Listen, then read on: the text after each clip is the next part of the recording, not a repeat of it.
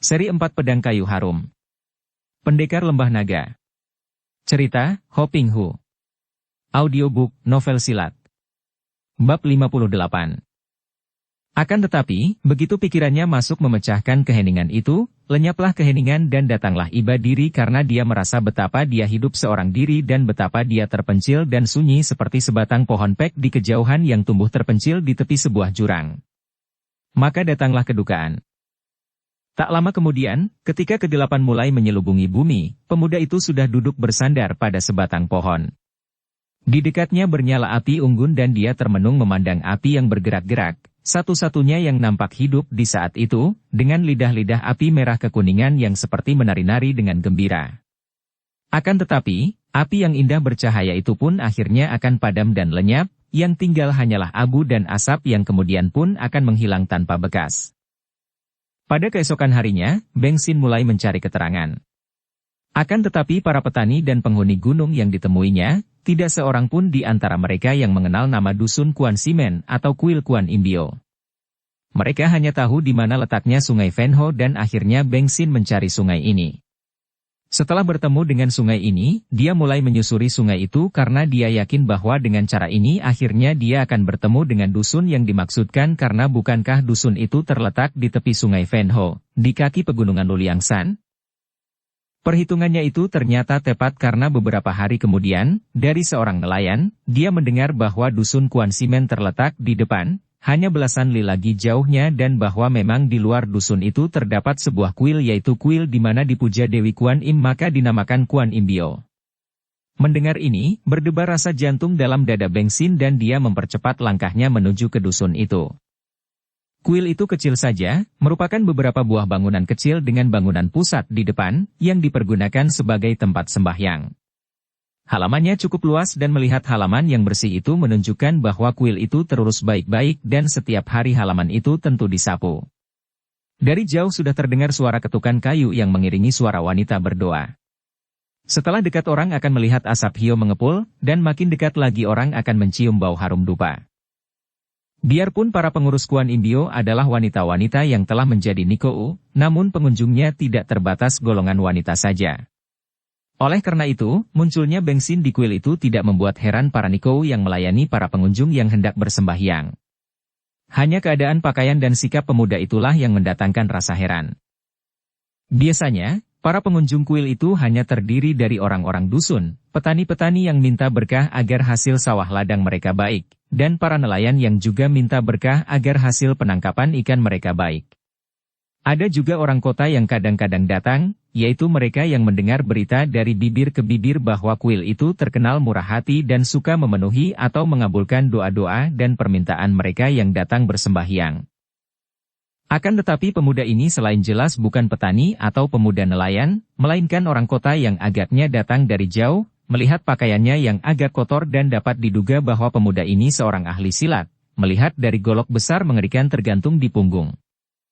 Para Nikou itu adalah orang-orang yang hidup dengan bersih, yang menjauhi segala macam kekerasan, apalagi yang mereka puja adalah Dewi Kuan Im yang terkenal sebagai Dewi Welas Asih, maka tentu saja melihat seorang pemuda gendut yang membawa-bawa golok besar yang berkilauan saking tajamnya itu, mereka merasa ngeri. Seorang Nikou tua cepat maju menghampiri dan mengangkat kedua tangan depan dada dengan jari-jari terbuka dan dimiringkan. Omitohut, agaknya si Chu mempunyai kepentingan sehingga jauh-jauh datang mengunjungi kuil ini. Apakah si Chu hendak bersembahyang kepada Hu Chou? Beng Xin cepat memberi hormat dan berkata sejujurnya.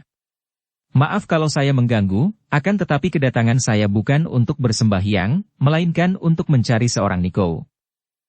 Wajah halus Nikou itu kelihatan meragu dan pandang matanya penuh selidik, kemudian dia menarik napas panjang dan berkata, "Harap si Chu maafkan. Para Nikou di sini adalah orang-orang yang telah mengundurkan diri dari dunia ramai, berarti sudah tidak mempunyai keluarga dan handai taulan lagi. Seluruh hidupnya telah diserahkan untuk mengabdi kepada Kuan Im Hu Chou dan kepada peri kemanusiaan, tidak terikat lagi oleh ikatan keluarga atau sahabat. Saya tahu, akan tetapi yang saya cari adalah ibu kandung saya sendiri yang menjadi Nikou di sini." Kembali Nikou tua itu menarik napas panjang. Yang dimaksud keluarga juga termasuk anak, Si Chu, maka semua Nikou yang berada di sini sudah tidak ada ikatan lagi dengan dunia, tidak ada ikatan dengan keluarga, termasuk anak. Maka, kalau si Chu bukan bermaksud untuk sembahyang, Pini mohon agar si Chu suka meninggalkan kuil ini dan harap jangan mengganggu ketentraman kehidupan para Nikou. Beng Xin mengerutkan alisnya. Dia sudah melakukan perjalanan jauh dan susah payah akan tetapi setelah tiba di tempat yang dicarinya, dia disuruh pergi begitu saja tanpa diberi kesempatan untuk bertemu dengan ibunya, bahkan untuk sekedar mendapat keterangan apakah ibunya masih hidup ataukah sudah mati. Beginikah yang dinamakan perikemanusiaan dan mengabdi perikemanusiaan? Dia berkata penasaran. Agaknya para pendeta hanya mementingkan diri para pendeta sendiri, akan tetapi sama sekali tidak memperdulikan perasaan hati orang-orang biasa. Apakah Suthai tidak merasakan betapa rindu hati seorang anak terhadap ibu kandungnya? Apakah Suthai hendak membiarkan seorang anak menjadi kecewa dan berduka karena tidak diperbolehkan berjumpa dengan ibu kandungnya yang selamanya belum pernah dikenalnya karena sejak kecil telah dipisahkan?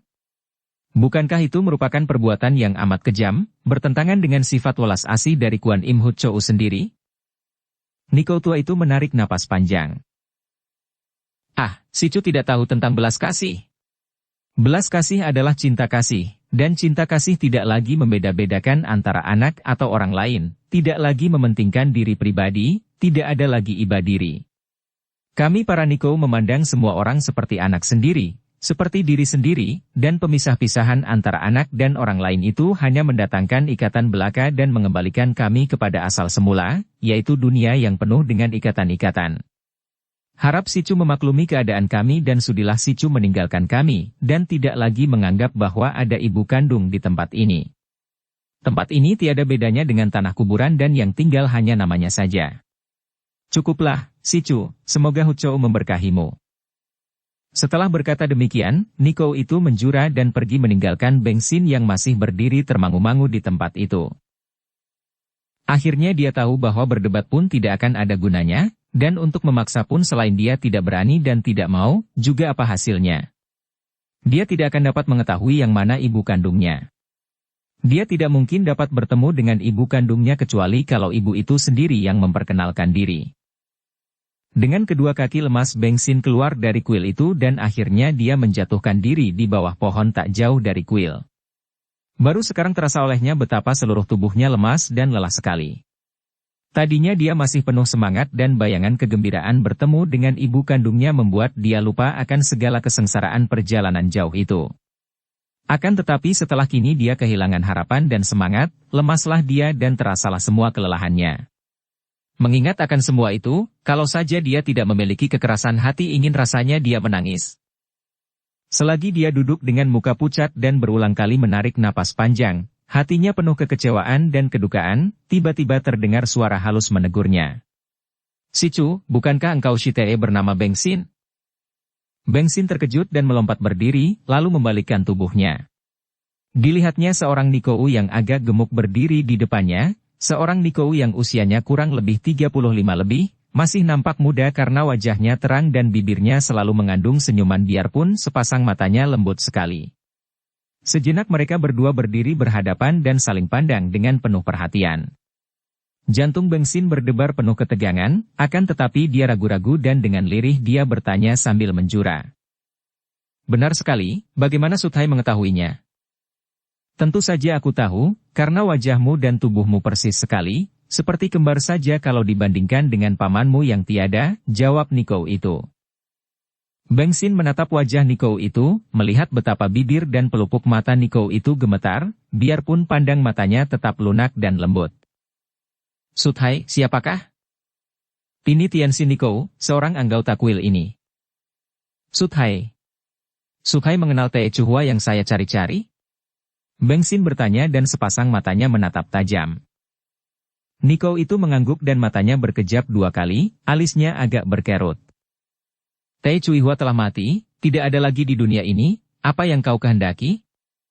Beng Xin tidak terkejut mendengar ini akan tetapi dia menatap wajah itu makin tajam, wajah yang mendatangkan rasa aneh dalam hatinya, seolah-olah dia selama hidupnya pernah mengenal wajah ini. Saya hanya ingin mengetahui apakah benar saya adalah anak kandung dari Kui Hok Boan, dan agaknya hanya ibu kandung saya yang dapat menceritakannya kepada saya. Maka saya harap saya harap Suthai Sudi membebaskan saya dari kegelisahan dan keraguan ini. Sudi menceritakan kepada saya tentang riwayat ibu kandung saya dan juga ayah kandung saya. Sepasang mata itu terpejam rapat-rapat seolah-olah hendak mencegah mengalirnya air mata dan menekan perasaan haru yang menghimpit. Akan tetapi ketika kedua mata itu dibuka, biarpun tidak ada air mata mengalir tetap saja kedua mata itu basah. Benar, Kui Hok Boan adalah ayah kandungmu. Akan tetapi perlukah Si Chu mengetahui riwayat yang tidak baik itu? Perlukah segala kekotoran dibongkar kembali? Tidak ada manfaatnya bagimu, Si Chu. Tidak, saya harus mengetahuinya. Lebih tidak baik lagi kalau kekotoran itu dirahasiakan dan ditutup-tutupi karena saya telah mencium baunya yang busuk. Demi Tuhan, demi segala dewa, demi Kuan Impo Usat, harap Sukhai suka menaruh kasihan kepada saya, seorang yang ayah bundanya masih hidup dan segar bugar. Akan tetapi yang merasa telah menjadi yatim piatu, karena baik ayahnya maupun ibunya sudah lama sekali tidak memperdulikan lagi kepada saya. Si Chu, jangan kau keluarkan kata-kata seperti itu. Niko itu menunduk, dan dengan halus dia menggunakan ujung lengan bajunya untuk menghapus 2 titik air mata yang turun dari kedua matanya. Si Chu tidak tahu betapa mendiang Tae Cui Hua menderita dengan hebat, menderita lahir batin. Jauh lebih hebat daripada perasaan yang Si Chu derita sekarang ini. Akan tetapi saya sebagai anak kandung ibu dan ayah, berhak sepenuhnya untuk mengetahui riwayat mereka, Suthai. Beng Sin mendesak. Baiklah, mari kita masuk ke ruangan tamu di kuil, nanti Pini ceritakan semua kepadamu, Si Chu. Setelah berkata demikian, Niko itu lalu berjalan menuju ke kuil dengan kepala tunduk, diikuti oleh Beng Sin dari belakang. Niko yang mengaku bernama Tian Sin Niko itu memasuki ruangan tamu kuil dari pintu samping, kemudian dia duduk sambil mempersilakan pemuda itu duduk di depannya. Sejenak mereka yang duduk saling berhadapan itu saling pandang dan akhirnya Niko itu menarik napas panjang. Omitohut, sama sekali bukan maksud Pini untuk membongkar kebusukan orang, akan tetapi memang benar seperti ucapan Si Chu tadi, sebagai putra mereka, Si Chu berhak mendengar dan mengetahui kesemuanya itu. Dia berhenti sejenak, memejamkan mata seolah-olah sedang berdoa mohon pengampunan kepada Dewi Kuan Impo Usat yang dipujanya atas kelancangannya membongkar kebusukan orang. Kemudian dia membuka matanya yang menjadi jernih dan tenang, lalu berceritalah dia dengan suara datar dan halus tanpa disertai ketegangan atau keharuan hati, seolah-olah hanya mulutnya saja yang bergerak akan tetapi hatinya tidak ikut bicara. Belasan tahun yang lalu, hampir 20 tahun yang lalu, gadis Tae Cui Hua yang berusia 17 tahun hidup berdua saja dengan Tae Kang, yaitu kakaknya yang berusia 25 tahun. Kakak beradik ini sudah yatim piatu, dan mereka hanya hidup berdua saja dari hasil pekerjaan Tae Kang sebagai seorang penjaga keamanan sebuah rumah judi yang besar. Tae Kang adalah seorang pemuda yang bertubuh kuat dan memiliki kepandaian silat lumayan, maka dia dapat bekerja sebagai penjaga keamanan rumah perjudian itu. Biarpun hidup sederhana, namun kakak beradik ini tidak kekurangan dan mereka hidup saling menyayangi karena hanya berdua saja mereka di dunia ini. Pada suatu hari, Tae Kang pulang membawa seorang tamu. Tamu ini adalah sahabatnya yang bernama Kui Hok Boan, seorang pemuda yang tampan dan menarik sekali, pandai dalam ilmu sastra dan ilmu silat. Akan tetapi pemuda ini juga menjadi langganan setia dari rumah perjudian itu sehingga kenal dengan Tae Kang. Tae Kang yang diam-diam hendak mencarikan jodoh untuk adik perempuannya, tertarik melihat teman ini dan dia membayangkan betapa akan bahagianya adiknya dan dia kalau Kui Hok Boan yang disebut Kui Siu Chai ini dapat berjodoh dengan Cui Hua. Setelah Kui Hok Boan bertemu dengan Cui Hua, pemuda tampan ini segera tertarik, bukan oleh kecantikan Cui Hua karena sesungguhnya gadis itu bukan tergolong gadis yang terlalu cantik sungguh pun wajahnya bersih dan tubuhnya montok. Akan tetapi memang Kui Siu Chai adalah seorang pemuda mata keranjang dan hidung belang. Hanya semua watak ini tertutup oleh sikapnya yang halus sebagai sastrawan sehingga Tae Kang terkelabui dan mengira bahwa pemuda itu adalah seorang yang baik budi. Melihat seorang gadis bagi Kui Hok Boan tiada bedanya dengan melihat seekor daging segar bagi seekor serigala kelaparan, maka tentu saja dia diam-diam sudah mengilar. Hubungannya dengan Tae Kang menjadi makin erat sehingga akhirnya kadang-kadang Kui Hok Boan sampai bermalam di rumah kakak beradik itu. Pada suatu sore, ketika Tae Kang pulang dari tempat kerjanya, dia terkejut melihat adiknya menangis di dalam kamarnya. Ketika ditanya, Tae Cui Hua mengaku bahwa siang tadi, Ketika Tae Kang sedang bekerja, Kui Hok Boan datang dan memaksanya menuruti kehendaknya. Dia menolak, karena mereka belum menikah, akan tetapi Kui Hok Boan memaksa dan dengan kejam telah memperkosanya. Mendengar ini, Tae Kang menjadi marah bukan main. Memang benar dia ingin sekali agar adiknya menjadi istri Kui Hok Boan, akan tetapi tidak secara dipaksa dan diperkosa. Maka dia cepat pergi lagi mencari Kui Hok Boan dan setelah bertemu, dia minta pertanggungan jawab Kui Hok Boan untuk segera mengawini adiknya. Akan tetapi, Kui Hok Boan menolak, bahkan menantangnya. Tae Kang menjadi marah sekali dan mereka lalu berkelahi. Akan tetapi akhirnya Tae Kang roboh dan tewas di tangan Kui Hok Boan yang lebih lihai. Niko itu menghentikan ceritanya dan memejamkan kedua matanya. Demikianlah, Si Chu, pamanmu itu tewas di tangan pria yang jahat itu. Dan ibuku? Apa jadinya dengan dia? Beng Xin mendesak, mukanya menjadi merah karena diam-diam dia marah sekali kepada Kui Hok Boan. Dia telah kehilangan satu-satunya orang yang dapat dijadikan pelindungnya, satu-satunya keluarganya di dunia ini. Orang Shikui itu lalu datang dan memaksanya ikut pergi, memperkosanya dan mempermainkan sesuka hati sampai dia mengandung, lalu ditinggal pergi. Keparat jahanam Kui Hok Boan! Beng Xin berseru sambil mengepal tinjunya. Pomitohut, semoga Pousat menerangi batinmu, Si Chu. Tidak boleh memaki dan mengutuk orang yang menjadi ayah kandungmu sendiri. Lalu bagaimana dengan ibuku, Suthai? Dia melahirkan engkau, Si Chu, kemudian setelah menitipkan atau memberikanmu kepada sebuah keluarga dusun yang baik hati, dia lalu masuk menjadi Niko. Dan orang bernama Kui Hok Boan itu lalu mengambilku dan mengakuinya sebagai keponakannya. Niko itu mengangguk.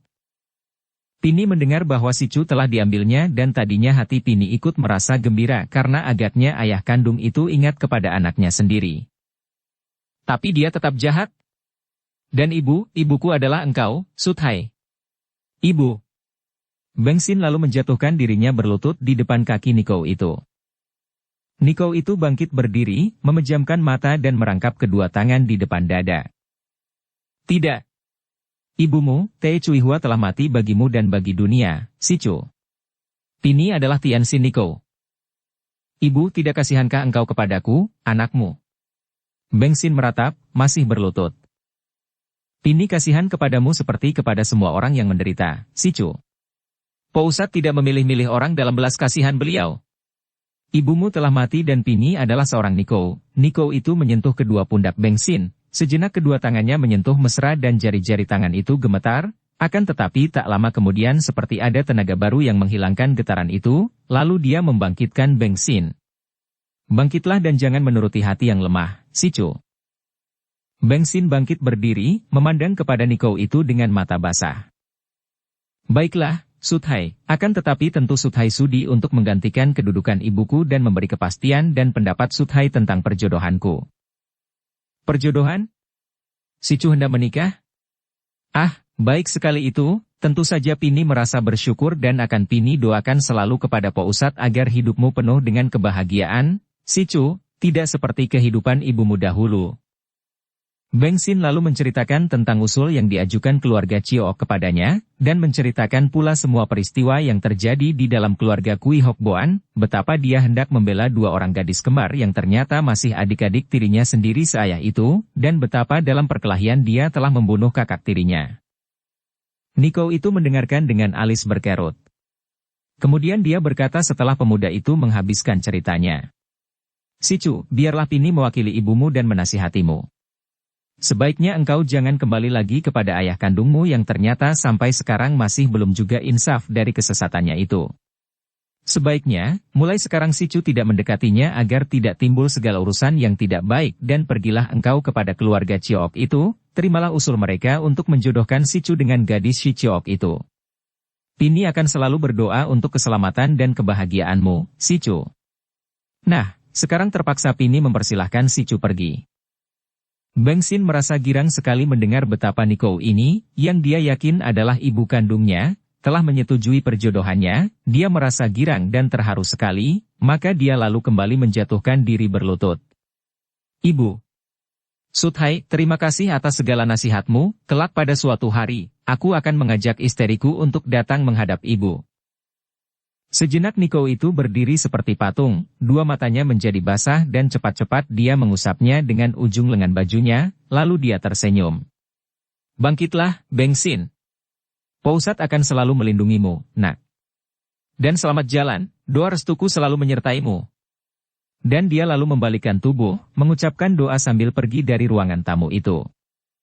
Beng Xin juga bangkit berdiri lalu melangkah keluar dari kuil, hatinya kini terasa lapang. Dia dapat memaklumi akan sikap ibu kandungnya.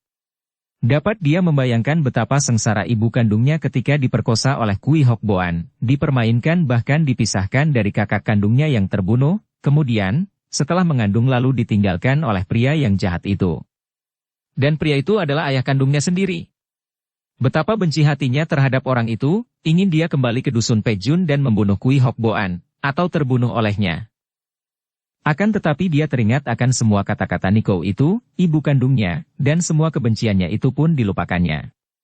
Memang tidak benar kalau dia akan memusuhi, apalagi membunuh ayah kandungnya sendiri. Kalau begitu, maka dia akan menjadi seorang manusia durhaka dan keji, bahkan mungkin lebih keji daripada ayah kandungnya itu sendiri. Maka, memang tepat nasihat ibunya, lebih baik dia tidak lagi mendekati manusia itu, dan menerima saja usul Ciok Piausu yang gagah dan baik budi itu untuk menjadi suami Ciok Suilan yang manis dan halus budi pula. Maka berangkatlah Beng Xin langsung menuju ke Sucou dan dia melihat cahaya hidup baru membentang luas di depannya. Apakah sesungguhnya yang terjadi pada diri Kuilan dan Kuilin, dua orang darah kembar putri dari Kui Hok Boan itu? Seperti telah kita ketahui, dua orang darah kembar yang tidak sudi dijadikan selir pangeran seperti yang telah dijanjikan oleh ayah mereka kepada Pangeran Cheng Han Hou, diam-diam melarikan diri dan mereka pergi ke selatan, tidak tahu harus pergi kemana, pokoknya meninggalkan ayah mereka yang membuat mereka merasa penasaran itu. Hampir mereka tidak percaya betapa ayah mereka itu seolah-olah hendak menjual mereka kepada pangeran yang sombong itu. Sukar mereka dapat menerima kenyataan betapa ayah mereka itu mempunyai watak yang demikian pengecut dan palsu. Begitu kejam dan jahatnya pula telah membius Sin Leong dan Bicu untuk menyerahkan mereka kepada pangeran yang mengejar-ngejar Sin Leong. Padahal, Sin Leong adalah saudara mereka, anak ibu kandung mereka pula. Dapat dibayangkan betapa sengsaranya keadaan dua orang gadis remaja yang selama hidupnya belum pernah melakukan perjalanan sejauh itu, tanpa tujuan pula.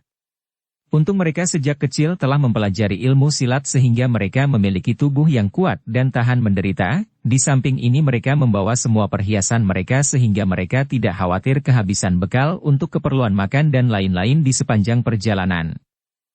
Kurang lebih 4 bulan kemudian, pada suatu senja Lan dan Lin tiba di tepi sungai Hoangho. Ketika melihat sebuah perahu besar, mereka berseru memanggil tukang perahu untuk ikut menyeberang. Mereka sama sekali tidak tahu bahwa perahu itu adalah milik bajak sungai. Maka ketika mereka ikut dalam perahu itu dan perahu sudah bergerak ke tengah, mereka berdua dikurung bajak. Terjadilah perkelahian seru dan andai kata pada saat itu tidak sedang lewat perahu yang ditumpangi oleh Chiang Lok atau Chiang Piausu, ketua dari Hek Eng Piao Kiok, entah bagaimana nasib sepasang darah kembar itu. Chiang Piausu menyelamatkannya dan para bajak itu takut dan segan terhadap Piausu ini, maka mereka melepaskan Lan dan Lin. Chiang Piausu yang merasa kagum kepada dua orang darah kembar, juga karena dia sendiri tidak mempunyai anak, ketika mendengar bahwa dua orang darah itu terlunta-lunta tanpa keluarga, segera mengajak mereka ke Sucou dan mereka berdua itu dianggapnya anak sendiri. Istrinya pun suka sekali kepada Lan dan Lin. Seperti telah diceritakan, 2 bulan setelah mereka itu tinggal di rumah Chiang Piausu, pada suatu hari muncullah Kuan Siongbu yang dapat menemukan jejak mereka setelah pemuda ini juga dihadang bajak sungai, menundukkan bajak dan mendengar keterangan dari bajak bahwa 2 orang darah kembar itu pergi ikut Chiang Piausu di kota Sucou. Kedatangan Siongbu disambut oleh Lan dan Lin dengan gembira. Apalagi ketika 2 orang gadis itu mendengar dari Siongbu bahwa ayah mereka telah berubah pendirian, menyuruh Siongbu mencari dan mengajak mereka pulang. Siongbu bercerita bahwa ayah mereka merasa menyesal dan kini hendak mengajak 2 orang putrinya itu untuk pindah secara diam-diam agar jauh dari jangkauan Pangeran Cheng Han Hou. Lan dan Lin girang sekali dan mereka berhasil terbujuk dan ikut pergi bersama Siongbu. Tentu saja pemuda yang cerdik ini telah membohong. Dia tahu bahwa kalau dia berterus terang, 2 orang darah itu tidak akan mau ikut pulang, dan dia pun tidak mungkin dapat memaksa mereka. Setelah berhasil membujuk dua orang darah kembar itu, mereka bertiga lalu diberi 3 ekor kuda yang baik oleh Chiang Piaosu dan berangkatlah mereka meninggalkan kota Suzhou menuju ke kota raja, diantar dengan pandang mata duka oleh Chiang Lok dan istrinya yang merasa seperti kehilangan anak sendiri. Setelah tiba di kota sebelah selatan kota raja, mereka bertiga bermalam dalam sebuah rumah penginapan. Lan Lan dan Lin Lin menggunakan sebuah kamar dan Xiong Bu berada di kamar lain. Kesempatan ini dipergunakan oleh Xiong Bu untuk keluar dan kebetulan sekali dia mendengar bahwa Pangeran Cheng Han Hou baru tiba dari selatan dan berada di kota itu. Maka cepat-cepat dia menemui pangeran ini dan memberitahu tentang dua orang darah kembar yang baru saja dapat digiringnya kembali untuk diserahkan kepada sang pangeran. Pada waktu itu, memang Han Hou baru saja kembali dari selatan. Tadinya dia merasa heran dan tidak mengenal pemuda yang mohon menghadap padanya di gedung pembesar setempat. Akan tetapi ketika Xiong Bu memperkenalkan diri sebagai keponakan Kui Hok Boan, dia segera teringat. Alis tebal pangeran ini berkerut karena dia ternyata sudah lupa lagi bahwa dia mempunyai urusan dengan keluarga Kui itu. Kuan Xiong Bu, sekarang aku ingat, engkau adalah keponakan orang si Kui itu. Dan ada perlu apakah engkau mengganggu waktuku? Melihat sikap angkuh dan ucapan yang mengandung nada tidak senang ini, Xiong Bu menjadi ketakutan. Dia cepat memberi hormat sambil berkata, "Harap Paduka maafkan kalau hamba mengganggu, kedatangan hamba ini adalah untuk menyerahkan kedua orang adik misan hamba yaitu Lan Moi dan Lin Moi, dua orang darah kembar itu." Dua orang gadis kembar? Ah, benar. Mereka yang manis-manis itu. Wajah pangeran itu berseri dan hati Xiong Bu seketika merasa lega. Di mana mereka? Apakah sudah kau bawa ke sini? Itulah sebabnya hamba memberanikan diri menghadap Paduka, Pangeran. Kalau tidak Paduka sendiri turun tangan, akan sukarlah bagi hamba untuk dapat menghaturkan mereka kepada Paduka. Kemudian dengan singkat namun jelas Xiong Bu lalu menceritakan kepada Han Hou akan semua yang telah terjadi, yaitu bahwa dua orang adik misannya itu telah melarikan diri dan betapa dengan susah payah akhirnya dia dapat menemukan mereka dan membujuk mereka sampai tiba di kota ini. Hamba telah berhasil membujuk mereka sampai ke sini, dan kalau Paduka tidak segera menguasai mereka, kalau sampai mereka lari lagi, akan sukarlah untuk menangkap mereka kembali. Mereka adalah dua orang darah yang berhati keras, Pangeran. Hamba kini menyerahkan mereka kepada Paduka dengan penuh kerelaan hati. Wajah yang berseri itu nampak makin gembira, akan tetapi suaranya yang terdengar secara tiba-tiba itu mengejutkan Xiong Bu. Dukung channel Novel Silat dengan subscribe, follow, like, komen dan share. Kuan Xiong Bu, apa maksudmu begini baik engkau hendak menyerahkan dua orang adik misanmu kepadaku? Akan tetapi Xiong Bu segera dapat menguasai kekagetan hatinya. Tidak ada lain maksud hati kecuali hendak berbakti kepada Paduka, Pangeran. Hamba hanya mengharapkan kemurahan hati Paduka untuk keluarga kami. Han Hou mengangguk-angguk, maklum bahwa dia berhadapan dengan pemuda yang gila kedudukan dan pahala. Akan tetapi, pemuda semacam ini memang amat berguna bagi orang-orang besar seperti dia, karena pemuda atau orang yang gila akan kedudukan akan dapat mudah menjadi hamba-hamba yang setia. Bagus, mari antar aku kepada mereka. Dengan girang Xiong Bu lalu mengantar Han Hou ke rumah penginapan di mana dua orang adik misannya sedang tidur. Ketika kereta yang membawa pangeran dan Xiong Bu tiba di depan rumah penginapan, dan melihat pangeran itu turun, semua orang yang berada di depan cepat berlutut menghaturkan hormat karena mereka mengenal siapa adanya pemuda tampan yang berpakaian indah itu. Xiong Bu langsung membawa sang pangeran sampai ke depan pintu kamar dua orang darah kembar itu, kemudian dia mengetuk pintu. Lan Moi. Lin Moi. Setelah beberapa kali mengetuk, terdengar jawaban Lin Lin dari dalam. Dua orang darah itu telah melakukan perjalanan jauh dan mereka lelah sekali maka tadi telah tidur nyenyak. Mereka kini terkejut mendengar ketukan pada pintu kamar mereka. Siapa di luar? Tanya Lin Lin. Aku, Lin Moi. Bukalah pintu kamarnya, aku mau bicara, penting sekali, kata Xiong Bu mendesak dan Han Hou sudah tersenyum gembira ketika mendengar suara gadis yang merdu dari dalam kamar itu. Tunggu sebentar, Buko, terdengar Lin Lin berkata. Dua orang darah ini terkejut dan menduga tentu ada bahaya, maka mereka cepat turun dari tempat tidur dan tergesa-gesa mengenakan pakaian mereka, pakaian ringkas dan memakai sepatu, siap untuk segera pergi kalau keadaan memaksa. Setelah selesai, barulah Lin Lin dan Lan Lan menghampiri pintu kamar dan membukanya. Lan Moi dan Lin Moi, ini pangeran sudah datang menyambut kalian, kata Xiong Bu sambil meloncat ke belakang, membiarkan Han Hou memasuki pintu kamar itu. Dua orang darah itu terkejut bukan main dan mereka mundur kembali ke dalam kamar dengan mata terbelalak dan muka pucat, menatap wajah pangeran yang tampan dan tersenyum-senyum itu. Han Hou melangkah masuk dengan gayanya. Selamat malam dan selamat berjumpa kembali, dua orang nona kembar yang manis. Ah, kini kalian nampak semakin manis saja. Kertaku telah menanti di luar, marilah kalian kuantar pulang. Pulang? Kui Lan bertanya, penuh harap. Benarkah pangeran hendak mengantar mereka pulang ke dusun Pejun? Hahaha, tentu saja. Pulang ke istanaku sayang, dan kita akan bersenang-senang, pesta menyambut kedatangan kalian berdua, nona-nona manis. Tidak sudi. Tiba-tiba Kui Lin membentak dan dia sudah mencabut pedangnya, diikuti pula oleh Lan Lan. Seperti dua ekor singa betina, dua orang darah kembar ini dengan pedang di tangan sudah menghadapi sang pangeran, sedikit pun tidak gentar dan mereka memandang penuh kebencian. Melihat sikap mereka ini, Han Hou menjadi semakin gembira dan kagum. Belum pernah ada wanita berani atau mau menolak cintanya, akan tetapi dua orang darah kembar ini menentangnya dengan penuh kegagahan, dan hal ini merupakan permainan baru baginya. Hahaha, kalian masih sama gagahnya seperti dulu. Bahkan lebih gagah. Akan tetapi, 6 bulan yang lalu kalian bukan lawanku, apalagi sekarang setelah aku menjadi jagoan nomor 1 di dunia. Hahaha, kalian boleh menyerangku sesuka hati kalian, nona-nona manis. Kedudukanmu saja tinggi, engkau seorang pangeran, akan tetapi watakmu rendah, engkau hendak memaksa gadis-gadis yang tidak sudi menjadi permainanmu. Lebih baik mati. Lin Lin membentak dan dia sudah menerjang maju dan menyerang dengan pedangnya, diikuti oleh Lan Lan. Dua orang darah itu menggerakkan pedang mereka dengan ganas dan kini gerakan mereka memang lebih hebat daripada 6 bulan yang lalu. Hal ini adalah karena mereka selama 2 bulan telah menerima pelajaran ilmu pedang dari Chiang Lok, ketua Hek Eng Tiao Kiok. Akan tetapi tentu saja berhadapan dengan Han Hou, mereka itu tidak ada artinya.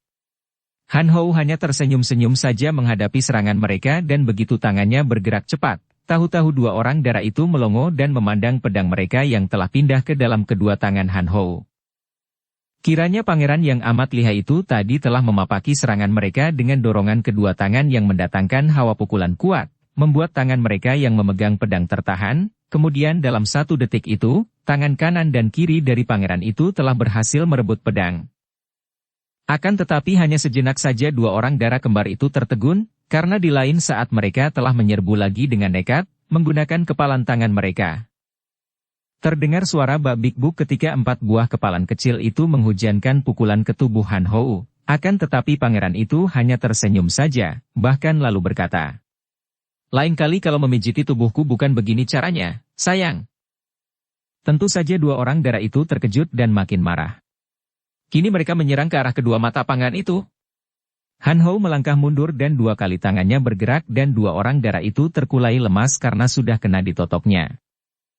Kuan Xiong Bu, bawa mereka ini ke dalam kereta, perintah Han Hou. Xiong Bu masuk dan dia melihat betapa kedua orang Piao Moinya itu sudah rebah di atas lantai dengan lemah lunglai. Dia lalu memanggul tubuh dua orang adik misalnya itu dan membawa mereka ke dalam kereta. Pangeran Cheng Han Hou mengikutinya dari belakang dan setelah mereka masuk ke dalam, kereta lalu dijalankan menuju ke istana di mana Han Hou tinggal kalau dia berada di kota raja. Semua orang yang melihat peristiwa ini hanya tertawa dan menganggapnya lucu sekali bahwa ada dua orang darah yang diambil oleh pangeran bersikap demikian aneh dan berani menentang, juga berita tentang kebolehan pangeran itu menundukkan dua orang gadis itu segera tersiar di mana-mana dan orang-orang memuji kelihayan pangeran itu. Setibanya di istana, Han Hou lalu menjanjikan kedudukan kepada Xiong Bu, dan pemuda yang sejak tadi dalam kereta tidak berani menatap wajah dua orang Piao Moinya yang memandangnya penuh kebencian itu, menjadi girang bukan main. Apalagi ketika pangeran itu mengatakan bahwa kelak kalau dia sudah bosan, dia akan menyerahkan kembali dua orang gadis itu kepada Xiong Bu. Dan seperti telah diceritakan di bagian depan, Xiong Bu bertemu dengan Beng Xin, Terjadi perkelahian yang mengakibatkan tewasnya Xiongbu sehingga pemuda ini tidak sempat menikmati semua yang telah dijanjikan oleh pangeran kepadanya. Sementara itu, biarpun sudah tertawan, kedua orang darah kembar itu tetap menolak dengan keras segala bujuk rayu Pangeran Cheng Han Ho. Mereka bertekad lebih baik mati daripada harus menuruti kehendak pangeran itu, yaitu menyerahkan diri secara sukarela kepadanya. Kalian benar-benar dua orang darah yang keras hati dan keras kepala. Han Ho berkata sambil memandang dua orang darah yang masih lemas tertotok dan rebah di atas pembaringan kamarnya itu. Kalian telah memperoleh derajat tinggi menjadi pilihanku, dan kalian berani menolak? Kalau sekarang juga aku memperkosa kalian, apakah kalian dapat mengelak? Biarpun masih dalam keadaan tertotok dan tidak mampu bergerak, Kui Lan yang memandang dengan penuh kebencian itu berkata, "Manusia rendah! Apa kau kira kami tidak akan mampu bunuh diri kelak? Kami telah tertawan, mau bunuh, mau apakan terserah, akan tetapi untuk menyerah dengan sukarela, jangan harap." Cheng Han Ho adalah seorang pemuda yang angkuh dan terlalu percaya kepada diri sendiri. Dia anggap dirinya terlalu tinggi. Sebagai seorang putra tunggal Raja Sabutai, kemudian sebagai putra Kaisar Kerajaan Beng Tiao, bahkan kemudian diakui sebagai adik Kaisar Cheng Hua yang amat menyayanginya, Han Ho menganggap dirinya seperti seorang pria yang tidak akan mungkin ditolak oleh wanita. Semenjak masih di utara dulu, wanita manapun akan berlutut dan menyerahkan diri kepadanya secara sukarela dan penuh pasrah, bahkan penuh gairah. Dia amat membanggakan diri sendiri, kedudukannya, ketampanannya, kepandaiannya dan yang terakhir ini kepandaian silatnya. Setiap orang wanita, tidak peduli siapa, tentu akan berlutut dan siap melayaninya dengan gembira sekali begitu dia mengejapkan mata memberi isyarat, demikianlah anggapannya selalu. Maka, dapat dibayangkan betapa marah dan penasaran, juga terhina dan tersinggung keangkuhannya ketika dia menghadapi dua orang darah kembar yang berani menolaknya ini. Padahal dua orang darah kembar itu hanyalah putri seorang manusia rendah macam Kui Hok Boan. Dan juga dua orang darah kembar itu bukanlah wanita-wanita secantik bidadari, sungguh pun mereka itu amat manis. Dan mereka berani menampik dia. Hal ini benar-benar amat menyakitkan hati Cheng Han Ho. Entah sudah berapa banyak wanita, baik perawan, janda maupun istri orang, yang dengan sukarela jatuh ke dalam pelukannya dan melayaninya dengan senang hati. Pernah ada seorang wanita, ketika dia baru berada di istana kerajaan Beng, yaitu putri seorang pembesar kota raja yang menggerakkan berahinya, bersikap agak jual mahal, pula terhadap dirinya. Dia merayunya dan setelah dia berhasil menundukkan wanita itu, yang kemudian berbalik malah amat mencintanya, untuk memperlihatkan kekuasaannya terhadap wanita, dia menyuruh wanita cantik ini menjilati sepatunya dan mengemis cintanya. Demikian sombong watak Han Ho yang terdorong oleh kebanggaannya akan diri sendiri. Dan kini dua orang darah kembar itu menampiknya, bahkan berani memaki dan mengutuknya. Kebanggaannya, yang telah dibangunnya semacam benteng awan itu kini hancur oleh penolakan dua orang darah ini. Dia tidak sudi untuk melakukan perkosaan kepada wanita, karena perkosaan membuktikan bahwa wanita itu tidak mau kepadanya. Dan ini jelas merupakan pengakuannya bahwa dia kalah oleh wanita itu, bahwa wanita itu tidak mau tunduk kepadanya. Maka, dia tidak sudi memperkosa, dia masih belum putus asa. Dengan uring-uringan pangeran ini lalu keluar dari kamar itu, memerintahkan dua orang wanita pembujuk memasuki kamar itu untuk membujuk agar dua orang darah kembar itu suka melayaninya dengan sukarela. Akan tetapi, begitu dua orang darah kembar itu terbebas dari totokan setelah jalan darahnya dengan sendirinya mengalir lancar, mereka mengamuk dan dua orang wanita tukang bujuk yang sedang membujuk-bujuk mereka, menggambarkan betapa enak dan senangnya menjadi selir-selir pangeran itu, lari sambil mengaduh-aduh, keluar dari kamar itu dengan mulut berdarah dan beberapa buah gigi mereka copot. Kini marahlah Han Ho. Dia sendiri memasuki kamar itu dan ketika Lan Lan dan Lin Lin menyambutnya dengan serangan nekat, kembali dengan mudah dia merobohkan mereka dengan totokan. Dipanggilnya pengawal yang segera datang berlari-lari. Dua orang pengawal itu bersikap hormat dan menanti perintah. Belenggu kaki tangan mereka, akan tetapi perlakukan mereka dengan halus dan masukkan mereka ke dalam kamar tahanan di belakang, perintahnya. Dua orang pengawal itu cepat mengambil tali sutera dan membelenggu kaki tangan dua orang gadis yang lumpuh tertotok itu, kemudian dengan hati-hati mereka memanggul dua orang gadis itu keluar kamar.